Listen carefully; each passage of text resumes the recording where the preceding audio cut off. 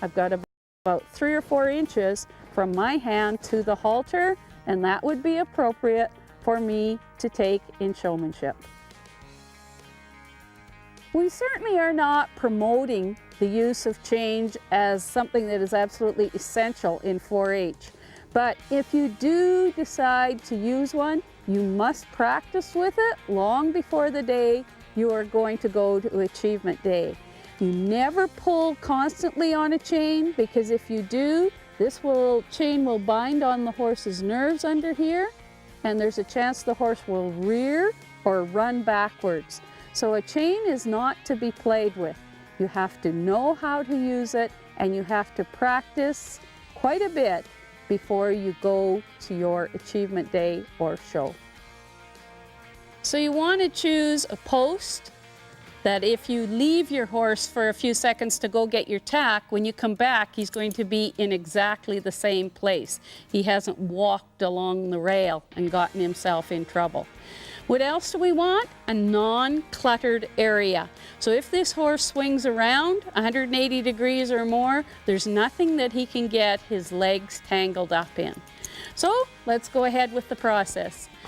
When we approach wherever we're going to tie him, we want to have at least 90 degrees of space between us and any solid object. So if this stall wall continued here, I would want at least 90 degrees of space between the horse and the solid wall for me to be in this space. If I don't, then it's my job to push him over before I tie him.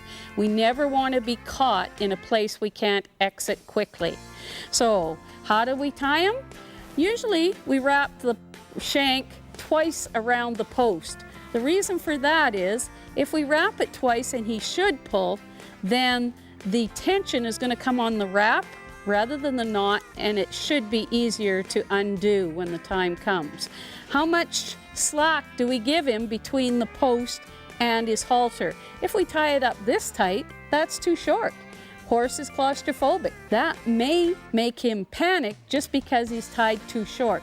If we tie him this long so he can get his head on the ground, there's a chance he'll put his foot over that shank, and then we're going to really be in a wreck.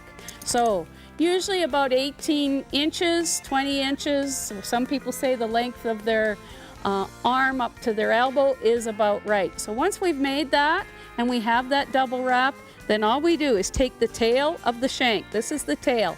Make a loop with the tail on top. If you do it the other way, it won't work. Once you've done that, take the tail up, being careful not to put your fingers through that loop. If you should pull at that point, you're going to really hurt your hand, and then take it and pull. Okay? Now, some materials that are used for shanks are slippery. If I leave this down like this, and this is a wiggly squiggly horse, he can really loosen off that knot and actually undo it. So once it's tied, we need to lock that knot, push it up tight to the post. If your horse is one that plays with the rope and chews on it quite a bit, because this is a quick release knot and I can just pull on this to release the knot, then you'll have to make it so it's not quick release by putting the tail of the shank through the loop, so it's no longer quick release. Once we've brought our horse in out of the pasture or paddock and tied him up, the next aspect is grooming. Most of you are already very familiar with this, so we'll just go through it quickly as a review. The first tool that most of us use when grooming is this. This is your hoof pick, and it's very important. So sometimes we can get away with leaving some aspects of grooming out, but we cannot get away with not cleaning their feet.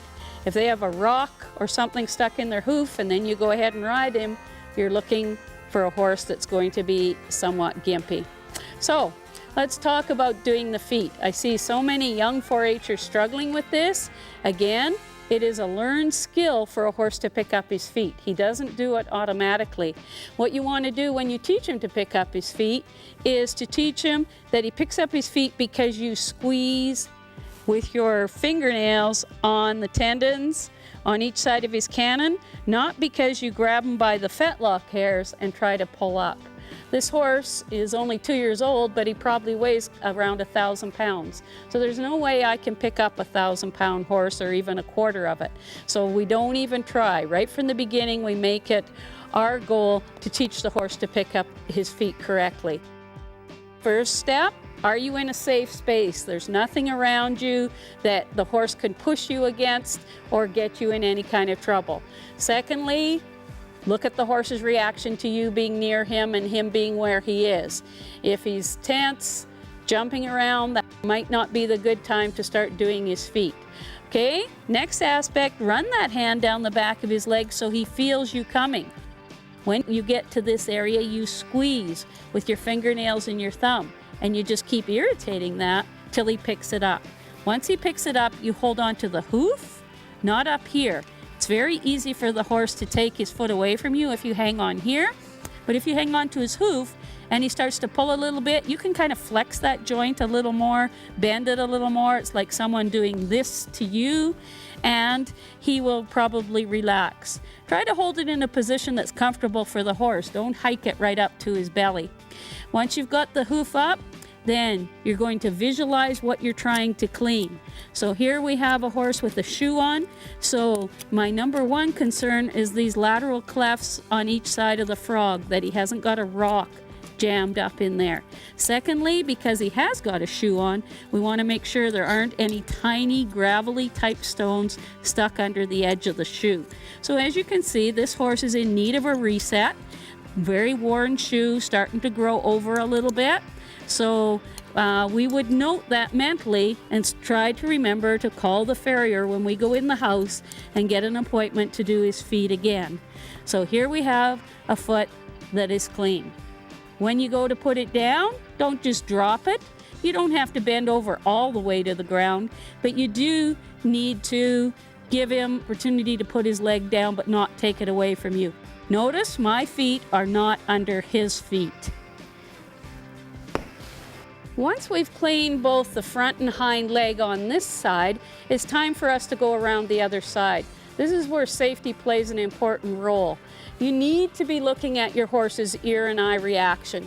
Because the horse easily sees behind him, then we want that ear looking at us as we approach this area. If I feel any muscle tension in here, or his head's going up or giving me any sign that I shouldn't go behind him, then I'm going to go way wide. But if he's calm like this and he's looking at me with his ear, it's okay to go around the other side. Now, I've already noticed that there isn't 90 degrees between the horse and the wall on that side. So the first thing I'm going to do when I go around that other side is A, look at his eye and ear and make sure he's looking at me, and then B, move him over. This hand is going to stay on him the whole time.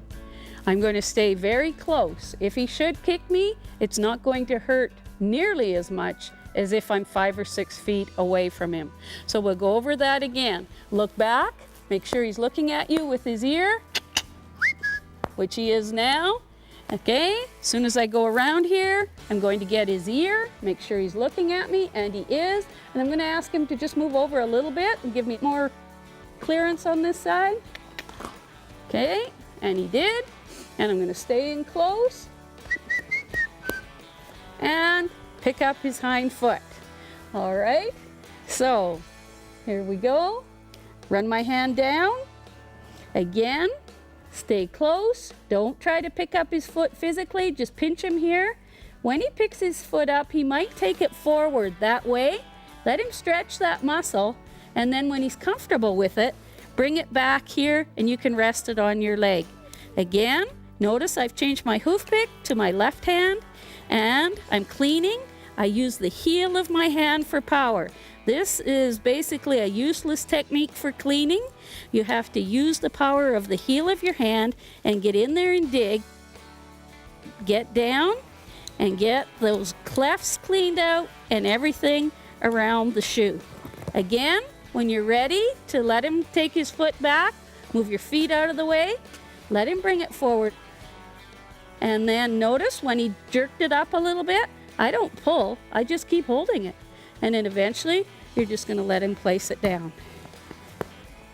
The first grooming tool we use is a curry comb, and the purpose of it is to get sweat and dirt and dust out of the coat. If this horse has been loose in a field, there's a good chance that he's rolled. So we don't use it like that. That would push all of that grunge closer to the skin.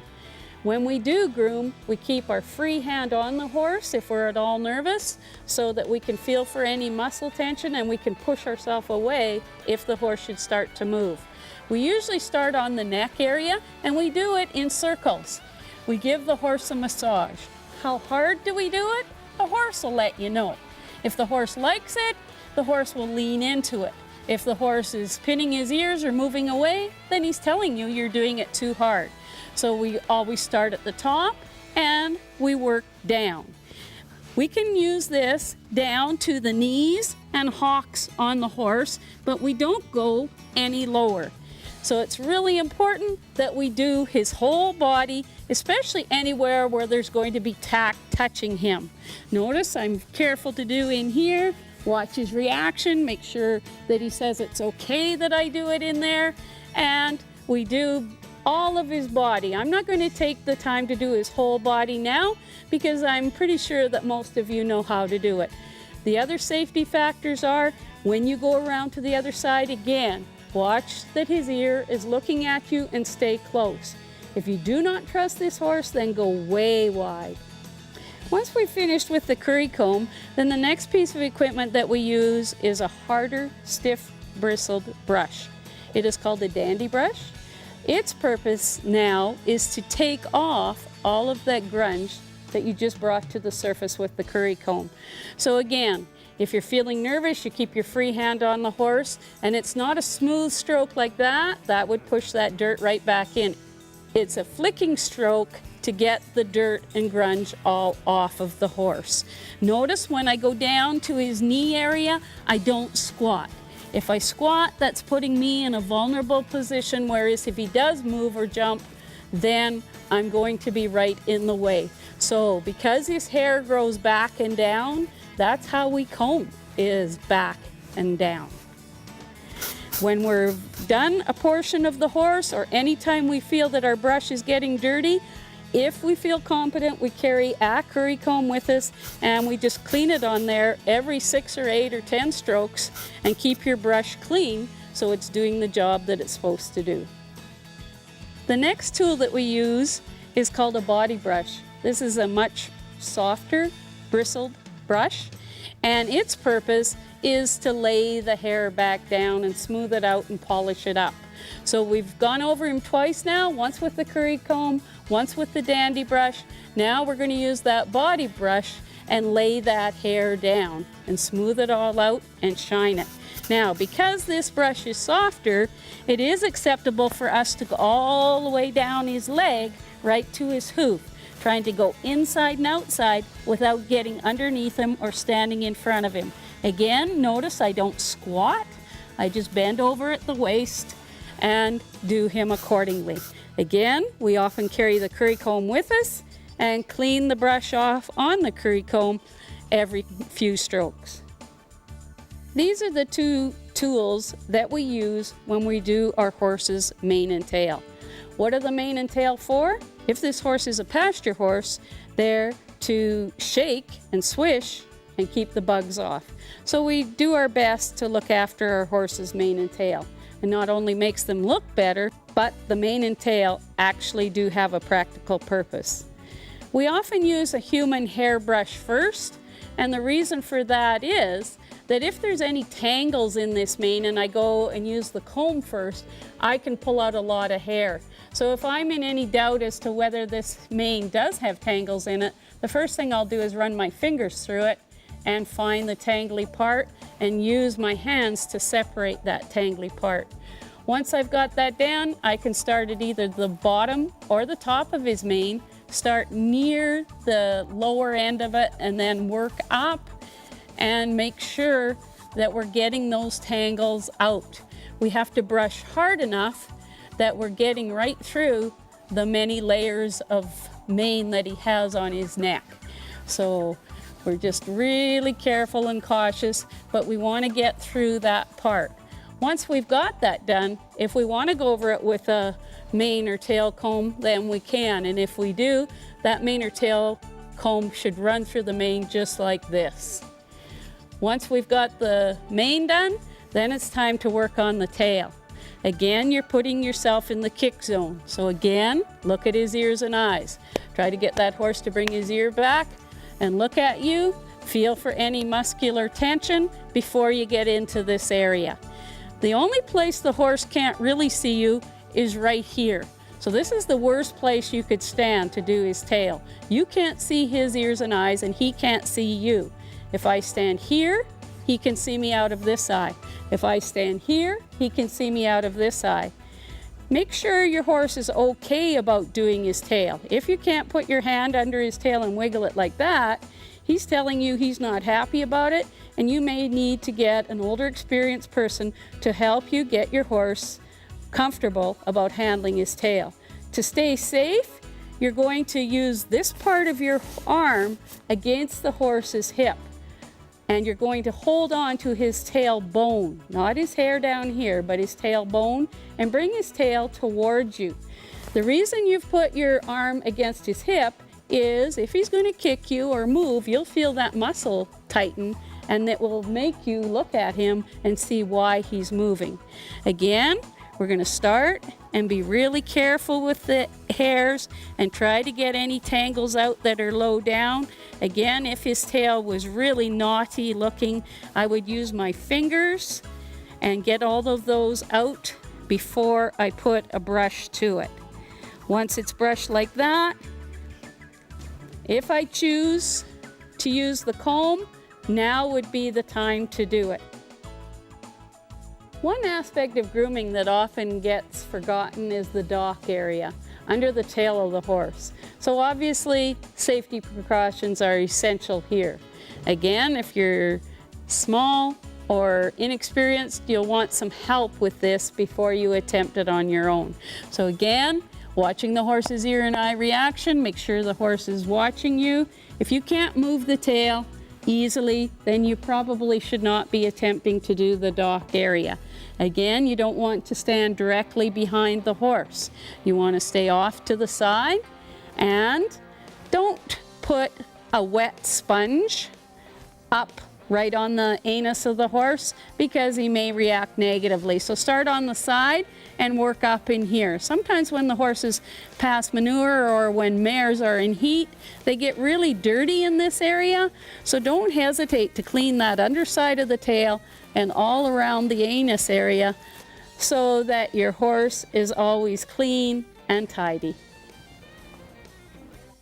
One of the final aspects of grooming is doing the horse's head.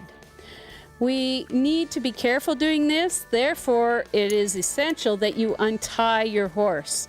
If you're up here close to his head and something spooks him and he pulls back, as soon as the horse feels pressure in this area, then his usual reaction is to lunge forward, and if you're standing there, there's a good chance you're going to get jumped on. So we always untie to do the head.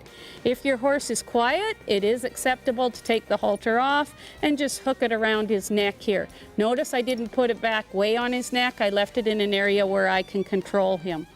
The brush that I'm going to use to do his head is that body brush. We want a nice soft one, and we want to be careful. So again, my position is crucial. I don't want to stand directly in front of the horse. If a fly lands on his nose and he flips his head to spook the fly away, I'm the one that's going to get hit in the head. So we start on his cheek and watch his reaction. We're nice and slow and quiet about his eyes and his ears, and we can test how much he fears us by whether or not his head goes down or up. So if he's had some unpleasant experiences with his eyes and ears, there's a good chance his head will go up at this time. But if we're cautious and careful, he will probably leave his head in a position similar to this horse.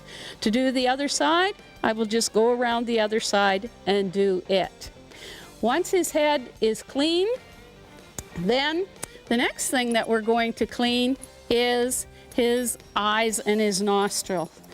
If you live anywhere where it's dusty or windy, then you for sure have noticed that sometime when you bring that horse in out of the pasture that he's got lots of guck in his eyes.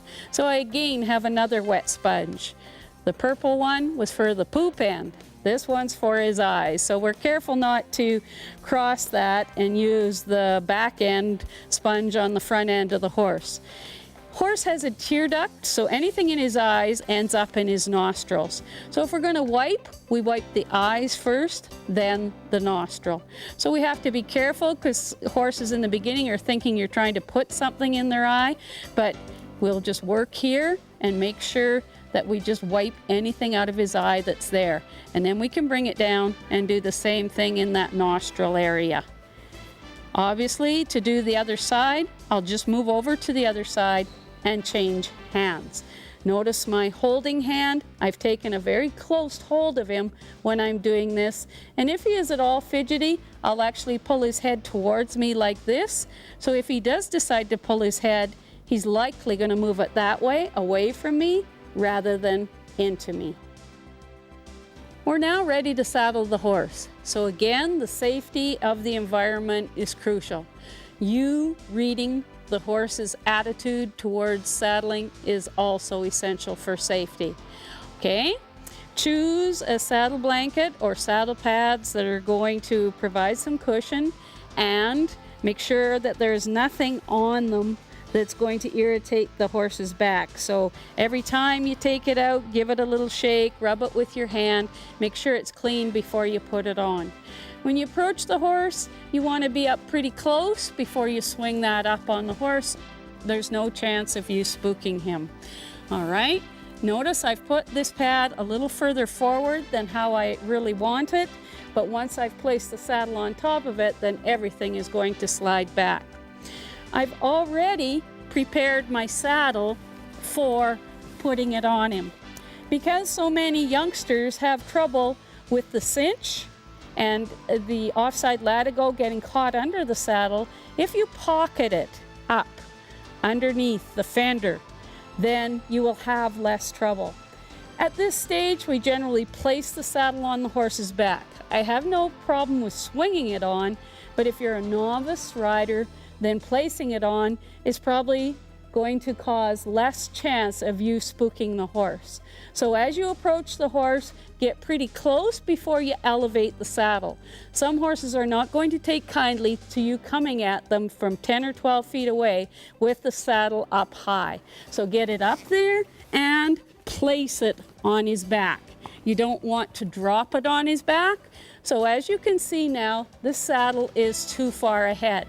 So I'm going to grab the saddle by the gullet, put my other hand here, and gently rock and bring the saddle back into the correct position and push that blanket right up into the gullet.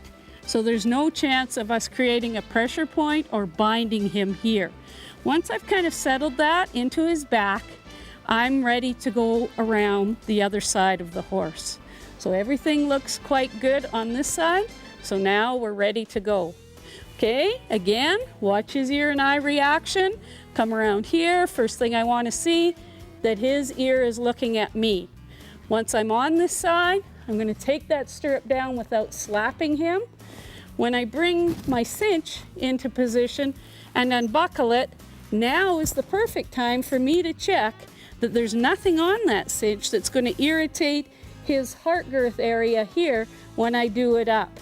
If you've dragged this in from your trailer, who knows what might be stuck in here, especially if you have a string cinch. So place it where you want it. Check it again that you're happy with where the saddle is placed. If it's not where you want it, don't be afraid to shake and move it around and put it in a position where it's sitting right behind the shoulder of the horse. So if you look here, if you figure that right under the middle here of the pommel or the swell, if you run your fingers back here, you can feel the horse's shoulder, and the tips of your fingers should be about right there. And it is behind the shoulder of the horse, never on top of the shoulder. Now we go back to the other side. Once we're over here, we start the actual saddling process. We put this stirrup up on the horn. not on the seat, because if he moves, this could come down and clunk you on top of the head. So hook it on the horn so it's out of the way. Notice my latigo is hooked up, so there's no way that it's going to be a problem. I'm going to reach under for the cinch, bring it up, and now I'm going to run the latigo through the cinch ring. Okay, bring it through once. So it's through once here, up through the top. The whole time I'm doing this, I'm watching this horse's eye and ear reaction. If he doesn't like me tightening this, he's going to give me some kind of a signal. We never want it to get to the stage where he's actually turning around and trying to bite me, or he's dancing or swishing his tail or trying to kick me. So if you watch his reaction as you're tightening it, that will help that. And in the initial stages, I'm not going to do this saddle up very tight, just tight enough so if he were to move, it's not going to fall off. I'm going to use the tongue and put it in the hole. If I leave it like that, it can easily fall out, so we have to lock it. Put your fingers in the first wrap of the latigo and pull down. Now see, it is locked, and I'm just going to leave it like that for now. So my latigo just goes twice through the cinch ring. This allows less bulk under my leg. I don't want 4 or 5 wraps of latigo here. 2 are plenty. Okay, I'm going to leave the stirrup up at this time to remind me that this cinch is not tight. I will not tighten it at this time. Once I get the bridle on, I will lead him a few strides, and once he's gone a few strides, I will tighten it up one more hole, and then I'll probably lead him another few strides and tighten it up another hole, and then it will be tight enough for me to get on. So this is the saddling process. The big thing is read your horse's reaction to what you are doing. So this is one way of putting on a Western saddle. You notice I've left my latigo here. That's unusual. It should be up here. I am using a very short latigo because I'm riding a young horse and I don't need a number of extra yards of latigo. So once I tighten it up, then I will put the latigo up in the keeper. If your latigo is so long that you have a meter left over after you've done it up, then it's too long for that particular horse. Cut it off or buy a new one. And if you don't have enough holes to do your cinch up correctly, punch some more holes. That's a pretty easy problem to solve. Now some people have cinches that don't even have a pin in them, so that's acceptable as well. Or if you choose not to use the pin, then the next thing to do is to use the knot. Now, the first step if you're going to use the knot is don't suck it up. Don't tighten your latigo until you've got it laced. If you are left-handed, you will put the latigo in, point it toward the back of the horse, bring it across in front, put it in, and then you're going to bring it down through the middle. So that's if you're left-handed.